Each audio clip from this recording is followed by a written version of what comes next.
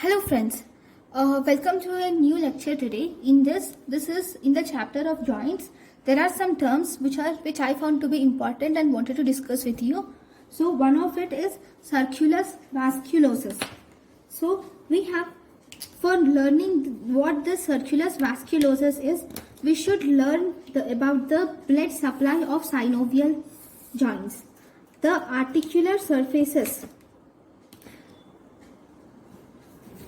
See, we have, for blood supply, the synovial joints are actually supplied by periarticular arterial plexus. I will just draw it here. Okay. See, I'm just drawing this as an arbitrary diagram. Okay, right. This is one joint surface. This is the second joint surface. To this joint surface, we have periarticular. This is the articulating surface. On either side of them, we have periarticular arterial plexus which are present. Okay, these periarticular arterial plexus are formed by two types of branches. We have articular branches which are given by any neighboring arteries depending upon the joint. And we also have epiphyseal branches of the neighboring arteries. These articular and epiphyseal branches of the neighboring arteries combine together and they form these plexus which are called as periarticular arterial plexus. These were given a name called as periarticular arterial plexus. Right? Now,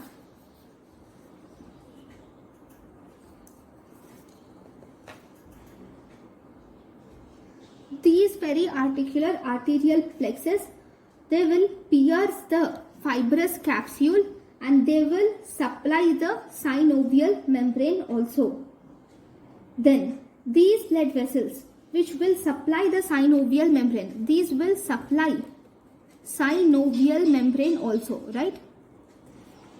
Now these blood vessels which will supply the synovial blood vessel terminate in the articular margins, forming an anastomosis termed as. So these will supply the synovial membrane and they will end as anastomosis, a looped anastomosis.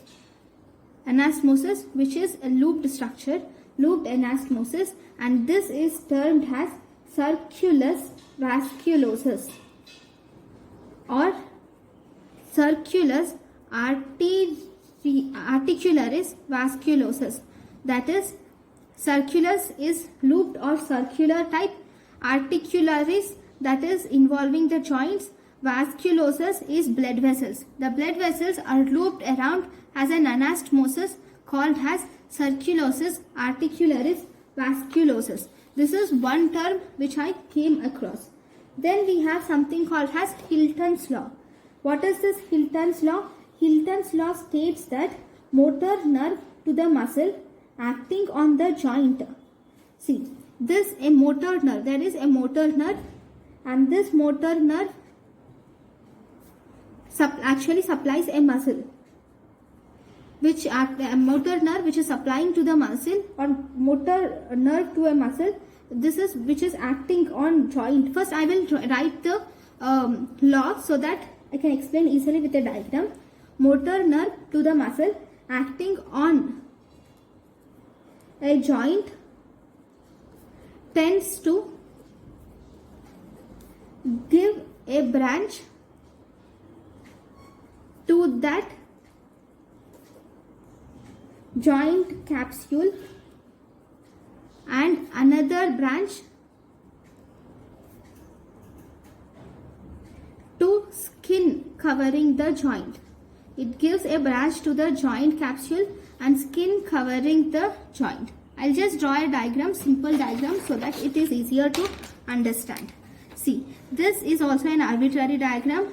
So this is the joint. Okay, I'll just, you can black. Yeah, I'll draw it with black so that I can draw the muscles with this color. Okay, this is a joint and this is the muscle which is attached to the joint, and this is the skin structure. Okay, now I have a nerve. Okay, this is the nerve which is, I'll use this one, right.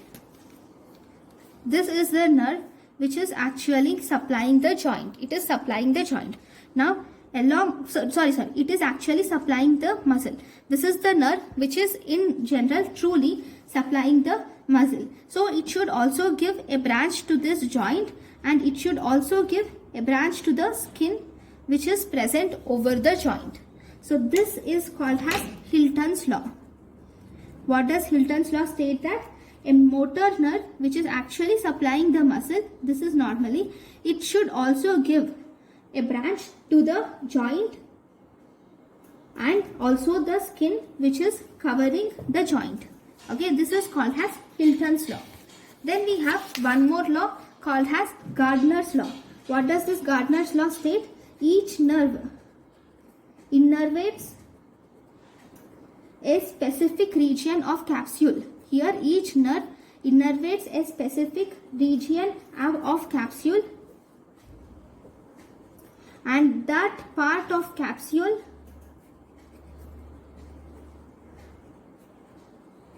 which is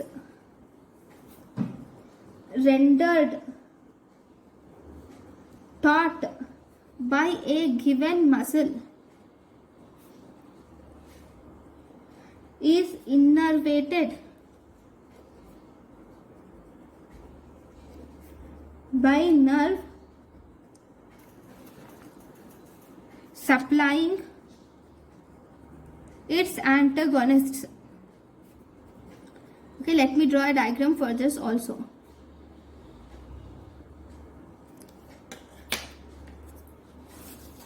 See, same, I am going to draw the same type of diagram. Sorry, this is a joint. Okay, and here we have to draw a capsule of this joint. Joint is covered by an articular capsule, right? Now, for this we have a muscle which is supplying or binding to this part, a part of this capsule. Okay, and there is also an articular muscle on the, an antagonistic muscle to this muscle on the opposite side. See, example is if flexors are present here, see, if flexors are attached here, then oppositely we have an extensor group of muscles, right? Similarly, if this is the muscle which is making this capsule taut, okay, there is an antagonistic muscle on the other side of this joint also. Now, if a nerve is actually, look, if this is the nerve which is supplying, this is the capsule, this nerve is supplying this specific region of capsule, and this part of capsule is rendered taut by this muscle 1. This is rendered taut by this muscle 1. This muscle 2 is the antagonist of muscle 1. Okay, then the nerve which is supplying its antagonist, that is the nerve which is supplying this 2, okay, is also gives a branch to this 1.